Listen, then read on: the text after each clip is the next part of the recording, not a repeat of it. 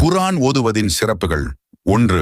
நீங்கள் குர்ஆனை ஓதுங்கள், நிச்சயமாக அது நாளை மறுமையில் அதை ஓதியவருக்கு பரிந்துரை செய்யும் என நபி ஸல்லல்லாஹு அலைஹி வஸல்லம் அவர்கள் கூறினார்கள்.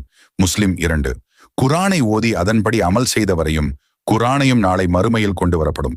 குர்ஆனின் 2 சூறாக்கள் அல் பஹரா, ஆல் இம்ரான் முன் வந்து அந்த 2ஐயும் ஓதியவருக்காக அல்லாஹ்விடத்தில் வாதாடும் என நபி ஸல்லல்லாஹு அலைஹி வஸல்லம் அவர்கள் கூறினார்கள்.